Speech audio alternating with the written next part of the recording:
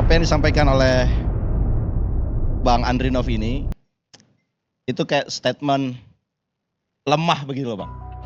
Karena saya tahu beliau ini adalah penggagas IKN dan selama saya ikuti beliau secara publik ya, itu tidak pernah mengatakan tidak realistis. Tapi hari ini saya dengar tadi, inilah langkah yang realistis. Kayaknya kemarin-kemarin nggak pernah bilang realistis atau tidak. Yang kemarin-kemarin kelihatannya itu nanti saya klarifikasi ya, saya koreksi ya. Silakan lanjut. Yang sekarang kayak bilangnya ini kembali ke realistis. Malah begini Bang Andrinov, yang realistis itu harusnya dihentikanlah penggunaan APBN untuk membiayai IKN. Itu yang paling realistis. Mau menurut saya itu yang paling penting di antara itu semua ya Bang. Mau ASN jadi atau tidak, tetapi buat publik dan kacamata keilmuan saya, penggunaan APBN di era Pak Prabowo 2025 sampai 2029 ini harusnya segera dihentikan. Itu yang paling realistis.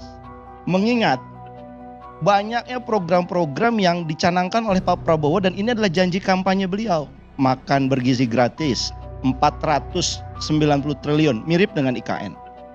Belum lagi 3 juta rumah, 600 ribu rupiah per orang untuk 3 juta kepala keluarga selama 20 tahun. Itu 21,3 triliun dibutuhkan untuk mensubsidi bunga dari 3 juta orang ini. Belum lagi swasembada pangan, belum lagi program food estate dan sebagainya dan sebagainya. Jadi kalau langkah yang realistis menurut saya Bang Karya, harusnya Bang Andrinov bilang daripada digunakan untuk IKN ya lebih baik di stop saja. Nah tinggal otorita IKN itulah berpikir ini mau seperti apa, apakah investasi pemerintah dalam dari 2022 sampai 2024 itu mau dijadikan sangkos biaya sampah atau ini sebagai investasi. Nah tinggal mereka memikirkan itu. Kalau seandainya mereka itu mengajukan investasi, kan dalam skemanya ada KPBU, kerjasama pemerintah dan badan usaha. Itu paling besar itu angkanya itu. Kalau APBN kan 20%, kalau KPBU itu bisa 60%. Sisanya BUMN dan BUMD. Nah saya kira otorita IKN inilah menjadi gagah ketika dia katakan kita nggak perlu APBN, kita akan carikan investor yang beneran untuk meneruskan IKN ini supaya dia tidak sia-sia. Yang kedua yang saya ingin sampaikan menyikapi Bang Andrinov tadi, Bang Andrinov kan sampaikan bahwa ini yang paling realistis memang harus ASN ditunda. Kemarin-kemarin itu Pak Jokowi itu ngotot sekali. Sebelum saya Oktober itu 2024 itu selesai jabatan, ASN akan diberangkatkan. Saya ingat statement itu. Ya, saya kan bukan Pak Jokowi. Iya, maksud saya adalah ambisi yang begitu kuat RI1 kemarin, tapi kemudian tiba-tiba menjadi tidak berlanjutan. Makanya saya setuju sekali dengan judulnya Bang Karni ini. Ini memang dari statement bahwa ASN itu tidak akan berangkat atau tidak akan dipindahkan sampai jadwal waktu yang tidak ditentukan, itu adalah perpisahan jalan antara Pak Jokowi dengan Pak Prabowo dalam soal IKN.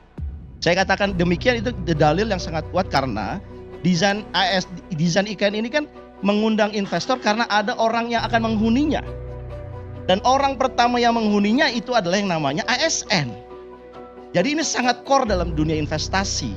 Karena dimanapun juga kalau nggak ada keramaian, tidak akan ada profitable di situ.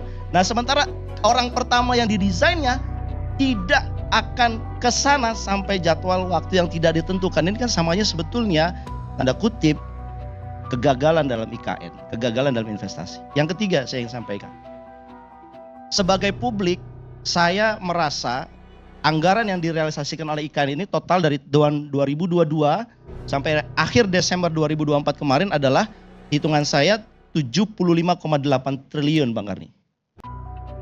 Anda bisa bayangkan ini jumlah yang sangat besar sekali. Tetapi apa returnnya buat publik hari ini? Nol. Tidak ada aktivitas pemerintahan di situ. Tidak ada aktivitas bisnis di situ. Artinya apa? 75,8 triliun itu kan uang rakyat dari pajak yang seharusnya setiap detik menghasilkan return, baik itu intangible ataupun tangible. Sehingga itu bermanfaat, kan gitu filosofi belanja yang berkualitas. Ini kita punya 75,8 triliun kita tanamkan di bumi penajam utara dan tidak mendapatkan return apa-apa. Dan ini adalah uang pajak. alangkah berdosanya pengelola negara saat itu yang memutuskan 75,8 triliun itu dibenamkan dalam perut bumi dan kemudian tidak ada return apa-apa. Dan saya kira ini adalah satu kejahatan finansial APBN menurut saya Bang, dalam kacamata kebijakan publik, bahwa itu adalah uang rakyat, uang kita semua. 1% uang kita kan harusnya memiliki multiplier effect buat kita juga, buat kemakmuran kita. Sementara ini karena ASN-nya juga belum ada, direncanakan, saya baca berita ini Bang, 2025 sampai 2029 ada 48,8 triliun lagi yang akan diberikan dalam IKN ini. Nah, saya harus bicara atas nama publik. Kalau seandainya jadwalnya tidak siap, berarti akan ada 124,6 triliun yang akan dibenamkan lagi di bumi penajam utara itu. Apakah ini kemudian ketersia-siaan? Harus ada orang yang bicara ini, bahwa ini adalah uang kita semua. Kalau tadi kita bicara LPG aja, berapa jumlah subsidi LPG itu kayaknya buat rakyat itu dijaga betul. Lah kita ini menyanyiakan 75,8 triliun kemarin, tapi tidak memberikan manfaat apapun sampai hari ini buat perekonomian Indonesia. Saya kira saya mau berhenti di situ Bang, meskipun saya ingin katakan bahwa di dunia ASN banyak teman-teman saya yang curhat, kita nggak mau pindah. Kalau seandainya dipindahkan lebih baik saya keluar dari ASN. Ini bahasa-bahasa yang beredar di kalangan teman-teman. Dan saya ingin bilang betapa bahagianya mereka tanggal 24 Januari kemarin. Ketika ada kepastian asik, kami tidak akan pindah. Dan itu ternyata menimbulkan satu energi yang luar biasa. Meskipun ketika argumen ini saya sampaikan, pemerintah selalu mengcounter, mereka ini adalah ASN yang wajib taat sama perintah atasan. Kalau atasan bilang pergi, pergi. Kalau atasan bilang rumahnya di tenda, di tenda. Nah sebetulnya kan ASN ini kalau di kacamata diperintahkan siap atau tidak siap, kan harusnya, apalagi Pak Prabowo ini kan orang militer, diperintahkan saja sebenarnya ASN siap. Tetapi menurut saya ada alasan lain, yaitu kebijaksanaan dari Pak Prabowo untuk mengatakan ya sudahlah, bahasa resminya diselesaikan dulu. Tapi saya melihat ini adalah esensi bahwa IKN ini sebetulnya sudah gagal didesain dan tinggal bagaimana solusinya. Saran kami adalah ya udah IKN ini 75,8 triliun yang sudah ditanamkan itu ya diberdayakan aja seperti kawasan ekonomi khusus, kawasan pariwisata, kawasan ekonomi lingkungan yang ramah. Dan itu segera harus dipikirkan dengan cepat agar memberikan nilai kemanfaatan buat masyarakat. Mau itu jadikan tourism center atau dijadikan healthcare district center, itu apapun itu menurut saya Bang, nggak apa-apa, yang penting segera supaya investasi negara 75,8 itu memberikan manfaat kepada kesejahteraan masyarakat dan memberikan income buat pendapatan negara. Sementara ini kan dibandingkan nol, tidak ada income sama sekali dari investasi negara itu. Itu saja mungkin pendahuluan. Terima kasih Bang Ar.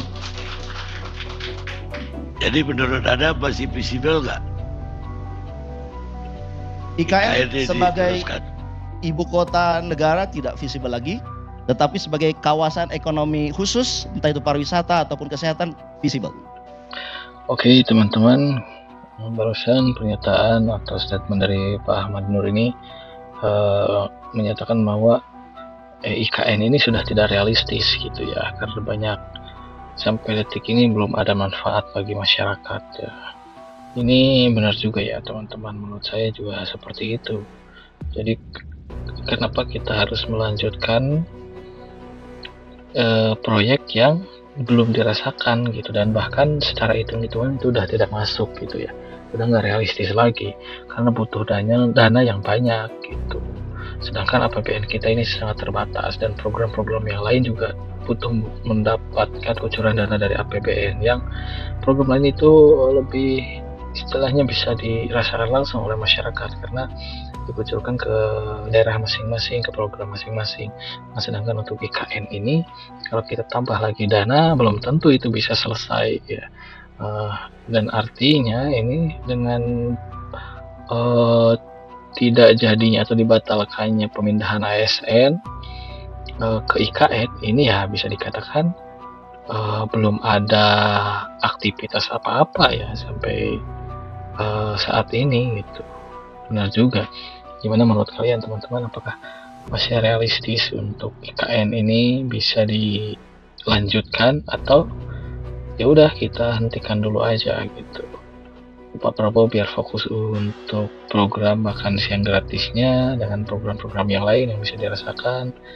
Terus IKN ini bisa akali dengan mencari dana yang di luar dari APBN, entah itu dari investor dan segala macam seperti itu, atau bisa dimanfaatkan juga untuk tempat apalah gitu, tadi salah satunya tempat wisata atau tempat ya bisa rekreasi untuk orang luar gitu ya.